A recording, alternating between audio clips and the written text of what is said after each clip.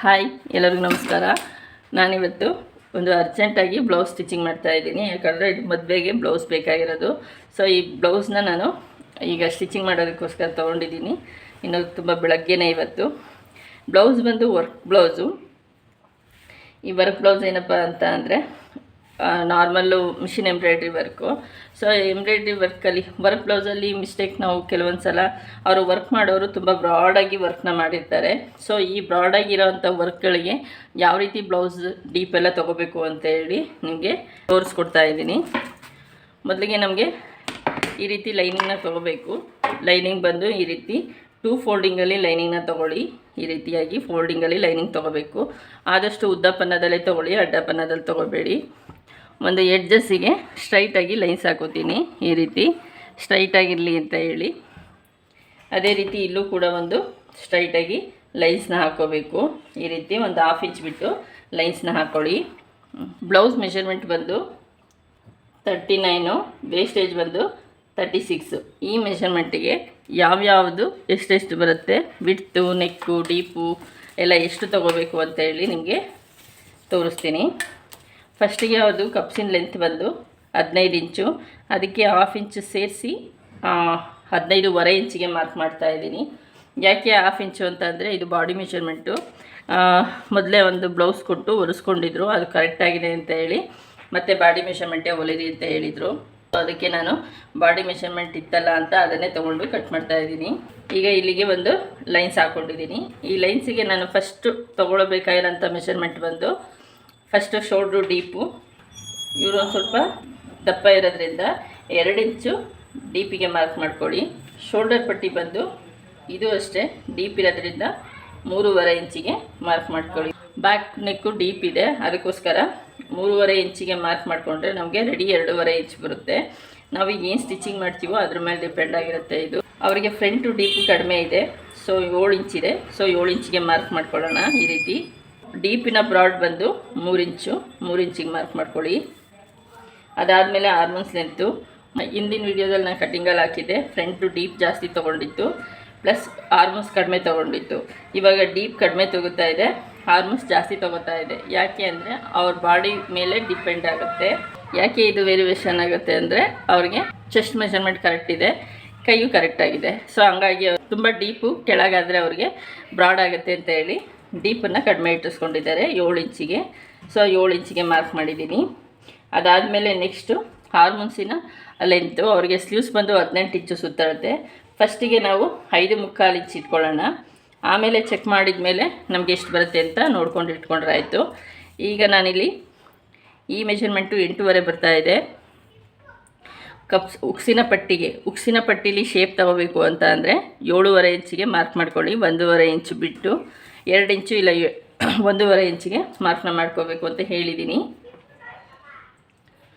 ಈಗ ಇದಕ್ಕೆ ಏನು ನಾನು ಮೆಷರ್ಮೆಂಟ್ ಹಾಕಿದ್ದೀನಿ ಆ ಮೆಷರ್ಮೆಂಟಿಗೆ ನೀಟಾಗಿ ಡ್ರಾ ಮಾಡ್ಕೊಳ್ಳಿ.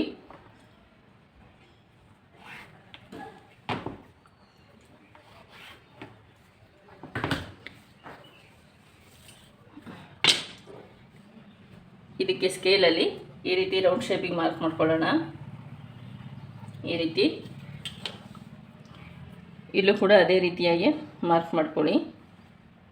ಇದು ಅಷ್ಟೇ ಹಾರ್ಮೋನ್ಸಿನ ರೌಂಡಿಗೆ ಈ ರೀತಿ ಒಂದೇ ಸಲ ನಾವು ಮೆಷರ್ಮೆಂಟ್ ಹಾಕಿದ ಮೇಲೆ ಒಂದೇ ಟೈಮಲ್ಲಿ ಡ್ರಾ ಮಾಡ್ಕೋಬೋದು. 39 ಇಂಚು ಅಂದರೆ 39 ಇಂಚಸ್ ಮೆಷರ್ಮೆಂಟಿಗೆ 4 ಭಾಗ ಮಾಡಿದ್ರೆ 9.25 ಇಂಚು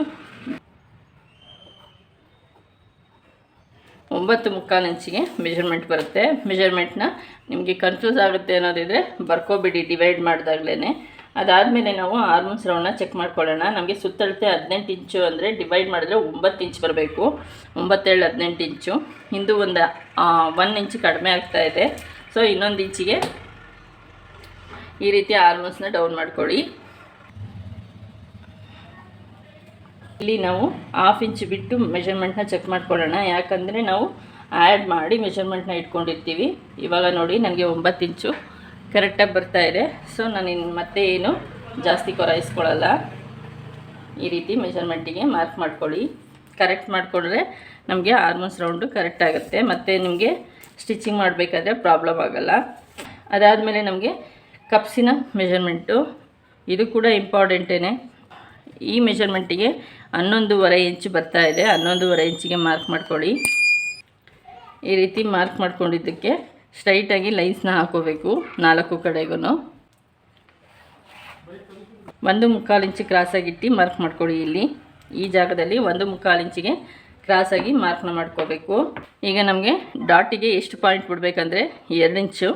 ಎಲ್ಲ ಕಡೆಯೂ 2 ಇಂಚಿಗೆ ಡಾಟಿಗೆ ಪಾಯಿಂಟ್ ಬಿಡಿ. ಇದು 1.25 ಇಂಚಿಗೆ ಪಾಯಿಂಟ್ನ ಬಿಡಿ. ಈ ಮೆಜರ್ಮೆಂಟಿಗೆ ಮಾತ್ರ ಜಾಸ್ತಿ ಅಂದರೆ ಇದು ದೊಡ್ಡ ಡಾಟಿಗೆ 1.25 ಇಂಚಿಗೆ ಪಾಯಿಂಟ್ ಮಾಡಿ ಬಿಡಿ. ಇದು ಬಂದು 1.25 ಇಂಚು, ಇದು ಕೂಡ 1.25 ಇಂಚು. ಯಾಕಂದರೆ ಇವರಿಗೆ ಚೆಸ್ಟ್ ಪೋರ್ಷನ್ ಜಾಸ್ತಿ ಇರೋದ್ರಿಂದ ಇವರಿಗೆ ಜಾಸ್ತಿ ತೊಗೊಳುತ್ತೆ ಇದು. ಅದಕ್ಕೆ ಡೀಪು ಕೂಡ ಕಡಿಮೆ ತೊಗೊಂಡಿರೋದು.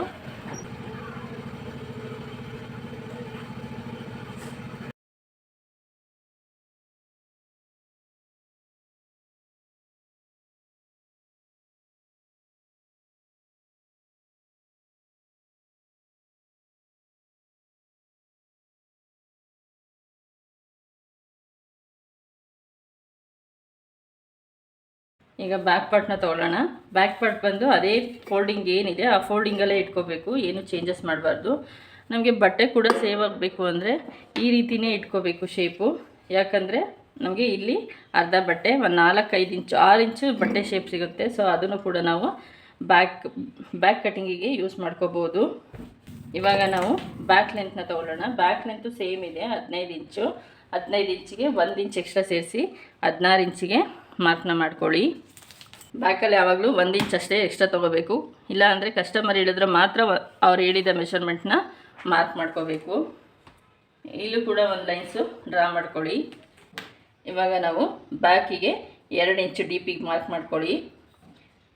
ಬ್ಯಾಕಲ್ಲಿ ನಾವು ಏನು ಫ್ರಂಟಲ್ಲಿ ಏನು ಶೋಲ್ಡರ್ ಪಟ್ಟಿ ಇಟ್ಟಿದ್ವಿ ಅದೇ ಶೋಲ್ಡರ್ ಪಟ್ಟಿನೇ ಬ್ಯಾಕಿಗೂ ಇಟ್ಕೋಬೇಕು. ಆರ್ಮ್ಸ್ ಇಲ್ಲ ನಿಂತು 6 ಇಂಚ್ ಇಡ್ತಾ ಇದ್ದೀನಿ. ಯಾಕಂದರೆ ಫ್ರಂಟಲ್ಲಿ 5.25 ಇಟ್ಟಾಗ ಸ್ವಲ್ಪ ಕಡಿಮೆ ಆಯಿತು. ಸೊ ಅದಕ್ಕೋಸ್ಕರ ಫ್ರಂಟ್ ಬ್ಯಾಕ್ ಆರ್ಮೋನ್ಸ್ನ 6 ಇಂಚಿಗೆ ಇಳಿಸ್ಕೊತಾ ಇದ್ದೀನಿ. ಬ್ಯಾಕಿನ ಡೀಪ್ ಬಂದವ್ರದ್ದು 11 ಇಂಚು. 11 ಇಂಚಿಗೆ ಮಾರ್ಕ್ ಮಾಡ್ಕೊಳ್ಳಿ.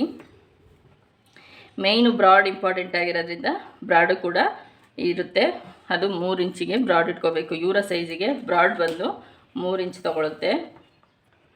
ಬಾಡಿ ಫಿಟ್ಟಿಂಗ್ ಬಂದು 9.25. ಫ್ರಂಟ್ ಏನು ಮಾರ್ಕ್ ಮಾಡಿದ್ವಿ ಅದೇ ಮಾರ್ಕಲ್ಲೇ ಬ್ಯಾಕು ಕೂಡ ಮಾರ್ಕ್ ಮಾಡ್ಕೋಬೇಕು. ಈ ರೀತಿ ಫಸ್ಟ್ ಒಂದು ಲೈನ್ಸ್ ಡ್ರಾ ಮಾಡ್ಕೊಳ್ಳಿ. ನಿಮಗೆ ಎಕ್ಸ್ಟ್ರಾ 2 ಇಂಚಿಗೊಂದು ಡ್ರಾ ಮಾಡ್ಕೊಳ್ಳಿ.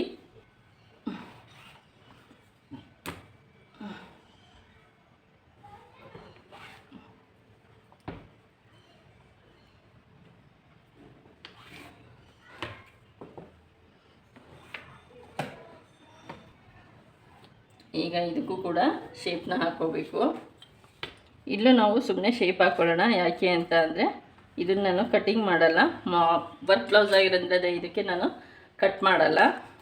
ಸುಮ್ಮನೆ ಜಸ್ಟ್ ಮಾರ್ಕ್ ಹಾಕ್ಕೊಡಿ. ಇದು ವರ್ಕ್ ಬ್ಲೌಸ್ ಆಗಿರೋದ್ರಿಂದ ಕಟ್ಟಿಂಗ್ನ ಮಾಡ್ಕೊಳ್ಳೋ ಅವಶ್ಯಕತೆ ಇಲ್ಲ. ಸ್ಟಿಚಿಂಗಲ್ಲೇ ಸರಿ ಮಾಡ್ಕೋಬೋದು. ಈಗ ಆರ್ಮೋನ್ಸ್ನ ಚೆಕ್ ಮಾಡ್ಕೋಬೇಕು. ಆರ್ಮೋನ್ಸ್ ಬಂದು 9 ಇಂಚಿಗೆ ನಮಗೆ ಸರಿ ಬರುತ್ತಾ ಅಂತ ಚೆಕ್ ಮಾಡ್ಕೋಬೇಕು. 8.25 ಇಂಚ್ ಬರ್ತಾ ಇದೆ. ಸೊ ಇನ್ನೊಂದು 1/2 ಇಂಚಿಗೆ ಮಾರ್ಕ್ ಮಾಡ್ಕೋಬೇಕು. ಈ ರೀತಿ ಕಡಿಮೆ ಬಂದವಕ್ಕೆ ಡೌನ್ ಮಾಡ್ಕೋತಾ ಹೋದರೆ ನಮಗೆ ಸ್ಲೀವ್ಸು ಕರೆಕ್ಟಾಗಿ ಬರುತ್ತೆ.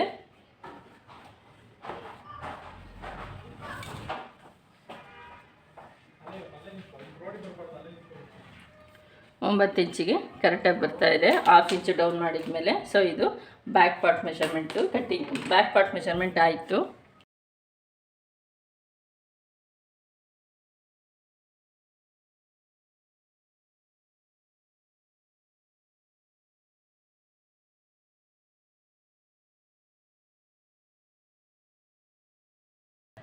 ಈಗ ನಾವು ಸ್ಲೀವ್ಸ್ನ ತೊಗೊಳ್ಳೋಣ. ಸ್ಲೀವ್ಸ್ ಮೆಷರ್ಮೆಂಟ್ ಮೇಲೆ ನಾವು ಸ್ಲೀವ್ಸ್ನ ಇಟ್ಕೋಬೇಕು. ಇವಾಗ ಯಾವುದೇ ರೀತಿ ಪೀಸ್ ಜಾಯಿಂಟ್ ಹಾಕೋಂಗಿಲ್ಲ. ಸೊ ಈಕ್ವಲಾಗಿ ಇಟ್ಕೊಳ್ಳೋಣ. ಈ ರೀತಿ ಸ್ಲೀವ್ಸಿಗೆ ಕ್ಲಾತ್ನ ಈಕ್ವಲಾಗಿ ಇಟ್ಕೊಳ್ಳೋಣ. ಈ ರೀತಿ ಒಂದು 1/2 ಇಂಚಿಗೆ ಸ್ಟ್ರೈಟಾಗಿ ಮಾರ್ಕ್ನ ಮಾಡ್ಕೊಳ್ಳಿ. ಈ ರೀತಿ ಒಂದು 1/2 ಇಂಚಿಗೆ ಮಾರ್ಕ್ನ ಮಾಡ್ಕೋಬೇಕು. 11 ಇಂಚಿದೆ. ಸೊ 11 ಇಂಚಿಗೆ ಈ ಲೈನ್ಸಿಂದ ಕರೆಕ್ಟಾಗಿ ಒಂದು ಲೈನ್ಸ್, ಈ ಗೆರೆ ಏನಿದೆ ಈ ಗೆರೆಯಿಂದ 11 ಇಂಚಿಗೆ ಮಾರ್ಕ್ನ ಮಾಡ್ಕೋಬೇಕು. 3.5 ಇಂಚಿಗೆ ಡೌನ್ ಮಾಡ್ಕೊಳ್ಳಿ. ಈಗ ಕೆಳಗಡೆ ಕೈಯ ಸುತ್ತಳತೆ ಬಂದು 13.5 ಇಂಚಿದೆ. 13.5 ಇಂಚಿಗೆ 5.25 ಇಂಚಿಗೆ ಮಾರ್ಕ್ ಹಾಕ್ಕೊಳ್ಳಿ.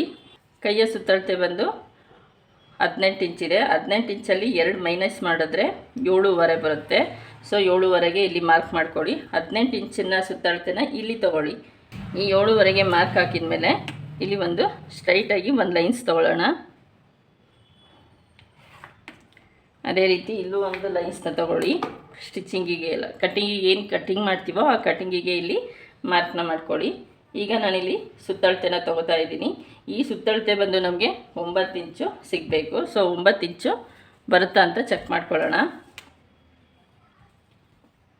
ಖಂಡಿತ 9 ಇಂಚ್ ಕರೆಕ್ಟಾಗಿ ಬರ್ತಾಯಿದೆ. 3.5 ಇಂಚು ನಾನು ಡೌನ್ ಮಾಡಿರೋದ್ರಿಂದ ಕರೆಕ್ಟಾಗಿದೆ. ಈಗ ಇದಕ್ಕೆ ಕಟ್ ಮಾಡ್ಕೊಳ್ಳೋಣ.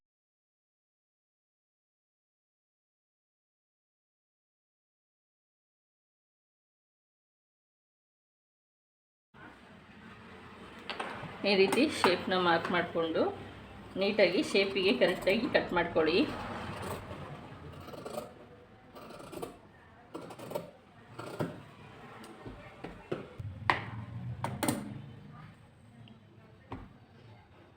ನನಗೆ ಶೇಪ್ ತಗೊಂಡಾಯಿತು, ಯಾಕಂದರೆ ಬಟ್ಟೆ ಸಾಲ್ಟೇಜ್ ಆದರೆ ಶೇಪ್ ತೆಗಿಯೋಕ್ಕಾಗಲ್ಲ ಅಂತ ಶೇಪ್ನ ತೊಗೊಂಡಿದ್ದೀನಿ.